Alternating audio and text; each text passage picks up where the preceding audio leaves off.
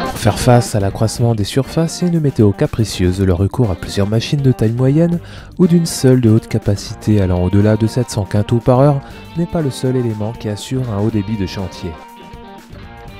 La moissonneuse mène la cadence à condition que toute la logistique mise en place soit bien pensée en fonction des moyens humains et matériels, de la proximité du stockage et de sa capacité à recevoir un flux régulier de bennes.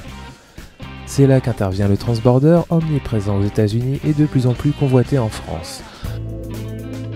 Nous nous sommes rendus sur le chantier de Jean-Pierre et Baptiste Malfait dans la Marne, une entreprise qui économise chaque saison près de 30 000 € depuis qu'elle a, en 2010, remplacé 5 ensembles tracteurs bennes par un seul transborder Horsch Titan 34 UW.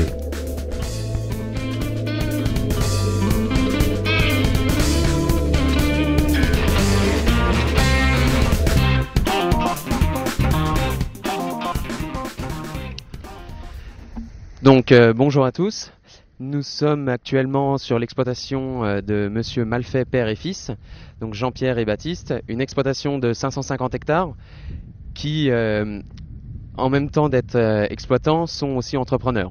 C'est-à-dire qu'il y a à peu près 1200 hectares de moissons à réaliser dans l'année, plus donc de l'épandage, de fientes de poules et déchets verts, d'écume, du broyage de pierre en plein champ ou en déné, un petit peu de TP également.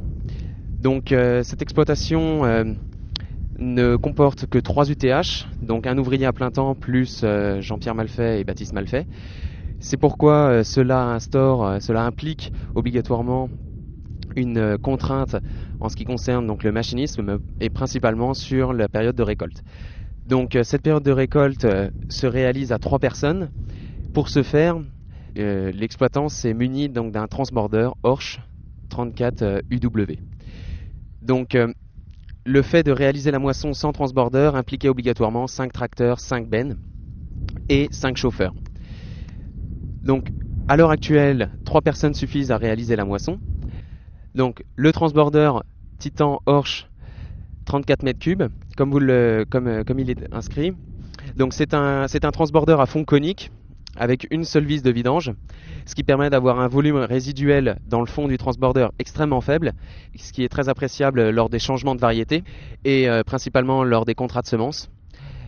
Je veux dire à ça que lorsque l'on vidange complètement avec la trappe guillotine, il reste grossièrement 20 à 30 kg de récolte dans le fond du transborder. Le transborder est équipé d'un système de pesée, car il faut savoir, l'agriculteur est responsable à 50% du chargement, ce qui implique donc de savoir exactement ce que l'on met dans le camion. Donc ce système de pesée est un système Digistar, une société canadienne, qui est avec un concept de baromètre de compression, sur 3 points, sur la flèche et les 2 roues. En parlant des roues, je vais m'attarder un petit peu sur la cinématique de la machine, c'est-à-dire qu'il y a un seul essieu équipé donc de pneus de 960 R32. Ce qui veut dire c'est donc des pneus de très grand diamètre, contrairement à un transborder avec 2 ou 3 essieux avec des pneumatiques de plus petite dimension. Ce qui implique obligatoirement donc une réduction du tassement. De plus, pour réduire ce tassement, l'essieu est télescopique, toujours dans le respect des sols, ce qui nous permet en fait de passer outre la voie du tracteur, c'est-à-dire qu'il y a une compaction du tracteur induite et une compaction du transborder, mais pas à la même place. Donc on réduit le phénomène de compaction dans la parcelle, ce qui est quand même important. En ce qui concerne donc la vidange du transborder, le transborder est équipé d'une vis vers l'avant qui permet au conducteur du tracteur de voir exactement le niveau de remplissage du semis.